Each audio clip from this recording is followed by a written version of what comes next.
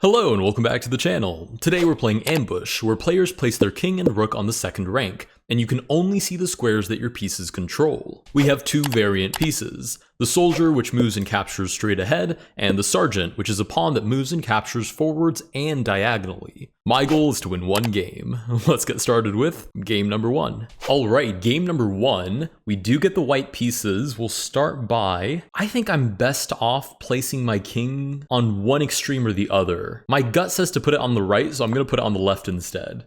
Hopefully the opponent will, by instinct, also put it on the right. It's just such a common place to put your king. You can see they placed their king just now as well. They probably saw that I placed mine. It's just so common to have your king on the right side of the board that it just feels natural to put it there. So I'm imagining that's what the opponent did. They have their king somewhere around here, and maybe we're facing each other even. Now for the rook, I think I'm going to place that in the middle of the board. All right, and as you can see, now that we have placed both of our pieces, we've opened up the fourth rank because we actually can move to the fourth rank with all of our soldiers. So technically we should be able to see all of these squares as well. And yeah, I think we just start with an advance in the middle of the board. I don't think there's any reason to overthink this, right? If we see, for example, a soldier appear in front of us, it's probably going to be free. Oh, and the opponent says, whoa, hi, Tony. That's so funny. To be called my name is so funny out in the wild in chess.com.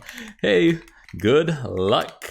I haven't played Fog of War in forever, but it was one of the more scintillating variants, just because you literally can't see half the board for basically the entire game. I mean, even if you're well up on material, you're probably not going to be able to see the entire board. You have to go, hunting for the king at some point. Okay, so they've moved something other than a piece to e5. I'd imagine I want to start using these guys as well. I can't imagine I want to use the rook anytime soon, right? I'm going to start using these guys. Oh my goodness, you can still see that little dot from the hanging G. I went on that spiel, I think, a couple of videos ago. So I'm just going to place my sergeant here. I don't really care that I can't see these back rank squares. I know for a fact there's not going to be anybody there. There aren't even like any knights that could somehow jump over my pieces and end up in the back. So I genuinely think this is a total non-issue. Oh, they say you made my chess improve so much. Thank you. That's so awesome. I'm so happy to hear that. That's really cool.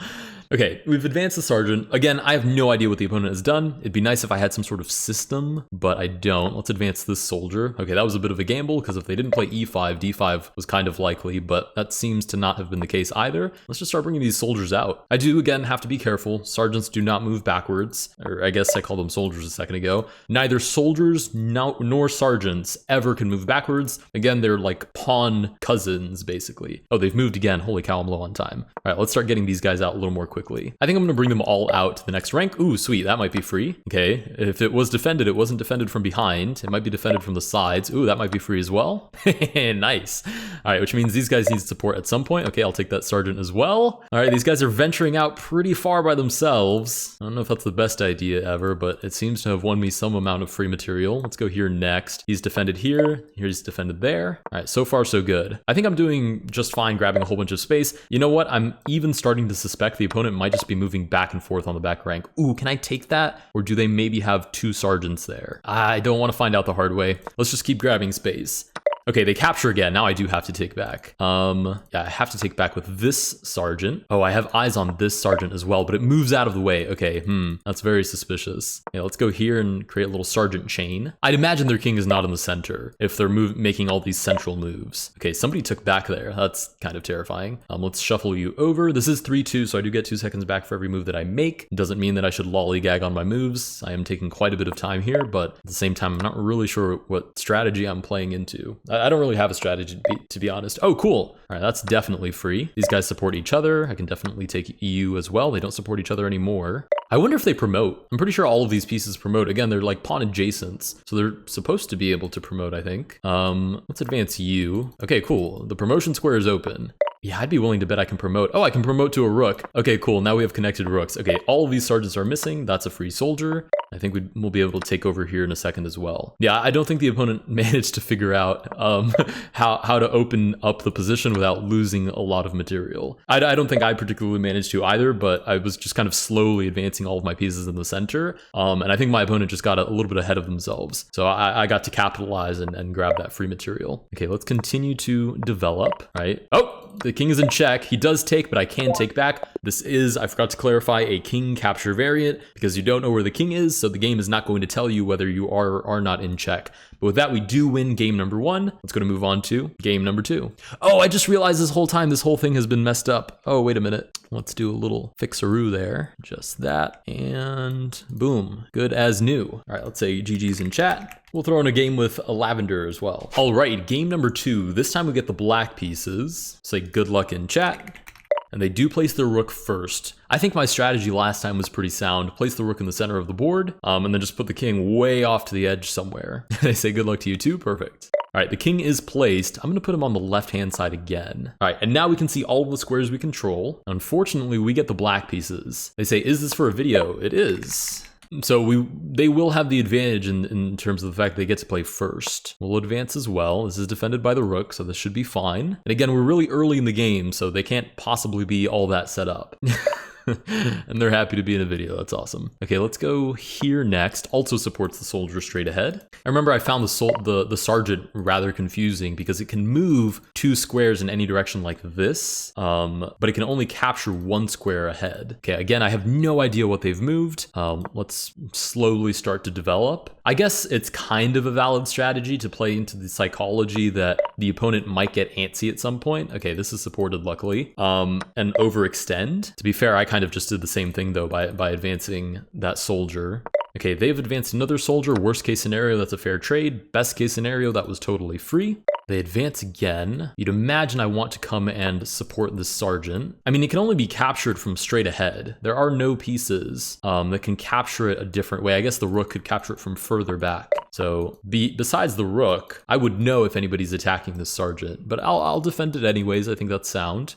They say everybody like and sub. Yes, like and subscribe. Always a good idea. Brilliant move. All right, they've moved again, and once more, I have no idea where to. Let's continue to develop. I get more scope the more pieces I develop. And again, I really don't care at all about not being able to see back here. The odds that there will be any play this far into the board is basically 0. If I get 1 million likes on this vid face reveal, I know for a fact that's impossible, so sure. That's literally, this video won't even get 1 million views, much less 1 million likes. I'll say sure, if that somehow by some miracle happens, you got it. Because that it would literally take a miracle. All right, it's our turn again. Let's keep developing these sergeants. Again, I think slow and steady wins the race, and we're up on time. So if there's anybody that's probably feeling the pressure, I'd imagine it's the opponent here. Right? I got my little bit of free material, so you know they've got that edge that maybe they're down. Oh, actually, I can see what we're down. Ooh, we're up exactly 1 sergeant. Cool. All right, they make another move. I'm just going to keep shuffling around.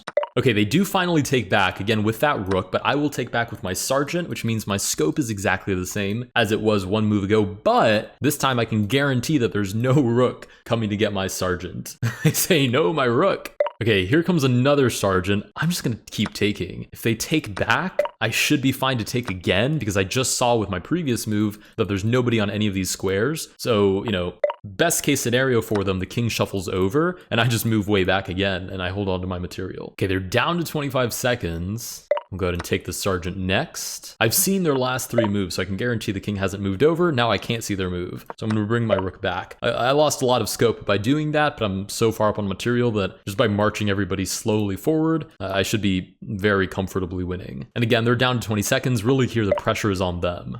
So, you know, if anybody comes near me, I will definitely know. I think I'm going to surrender the sight of the back rank because I'd much rather be able to see 7th rank instead. All right, now let's just slowly start to advance. I can be pretty confident that there's nobody that's going to come bite my head off in the middle of the board because I just came from, you know, taking a whole bunch of pieces there. So I can pretty comfortably advance into the center and then replace any blank spaces with more sergeants. Okay, they're pre-moving. I don't know where to. I'd imagine they're just shuffling around to gain back time, which means I will take advantage and grab some free material. Okay, I think I can take that. Oh, they take back again. Ooh, that was a nice find. Let's go here next. We will present our sergeants en masse and hope that we overwhelm the opponent's position. And again, they're still down to 10 seconds. The pressure's on them here, both on the clock and in material. We can take that. They advance the sergeant, but I can just take. These guys defend each other even straight ahead. Very strange how they coordinate, but pretty darn effective when they all come in, you know, as a big cloud all together. 3 seconds left. Let's just continue to advance nice and slow. There's literally no rush here whatsoever.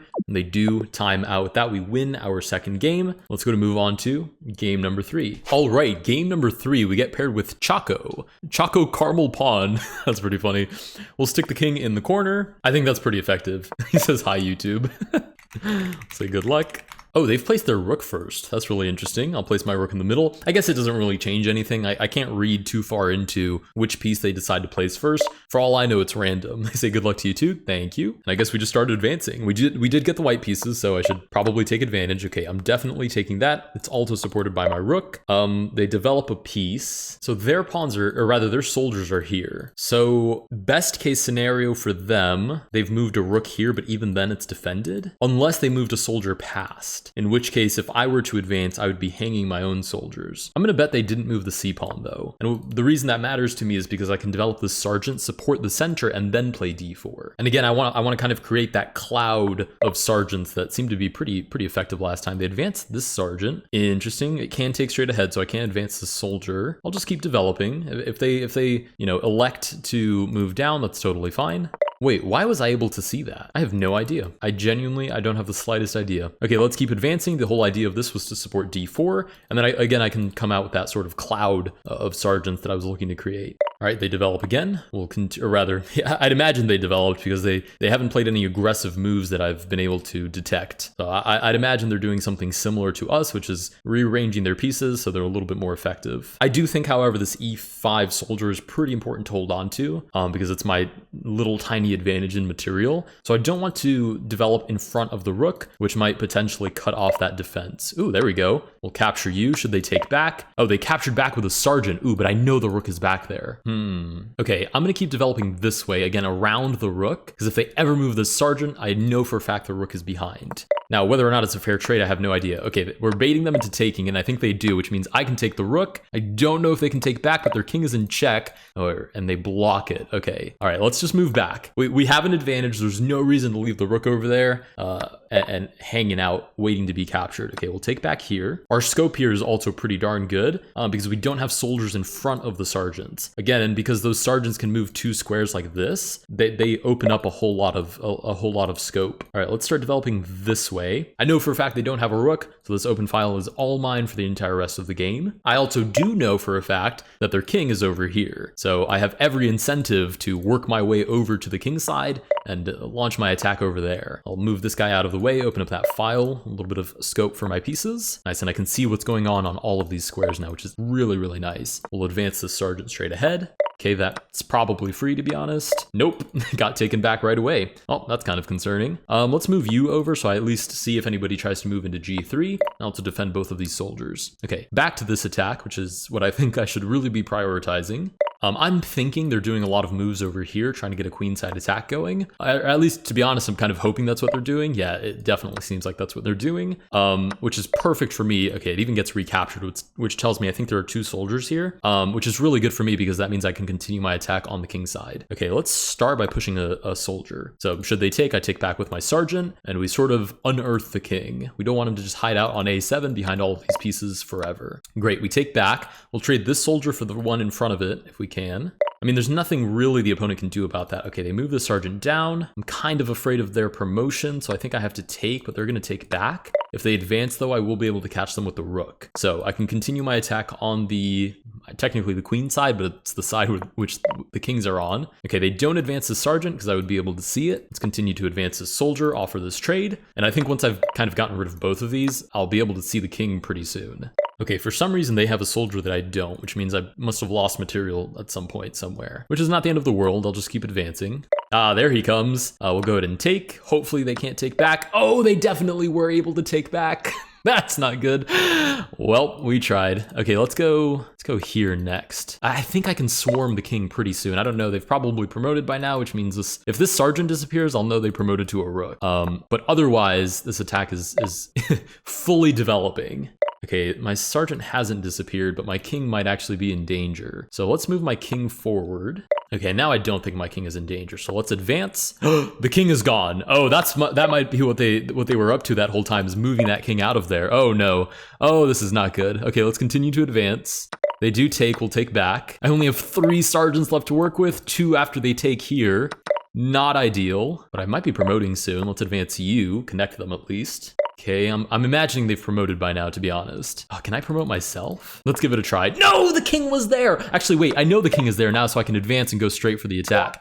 No, I get captured by the rook. GG's. Amazing game. That was such a good game. Hold on, I have to let them know. Chicago, that was such a good game. GG. All right, with that, we finish off the episode with 2 victories under our belt and 1 loss, but very well deserved by the opponent. That was a very, very cool game. I actually do want to take a quick look at it without the fog at all, just out of curiosity, because I think I understand how this developed. Wow, perfectly symmetrical setup. Okay, so we advanced. We gained a tiny little bit of material, but really nothing to call home about. Oh, and then we grabbed that sergeant. Okay, so this is pretty good so far. Actually, no, this is completely winning, right? We retreated with the rook, they captured. And I think I just completely underestimated. Oh, they created this little defensive setup. That's very effective. Creates the most amount of massive pieces possible between my army and their king. And then they just start that queenside attack. And, you know, they keep all of these pieces very well connected. They can see what's going on because they're using that sergeant, right? And they advance all of their sergeants in one big cohesive group. And again, sergeants can promote.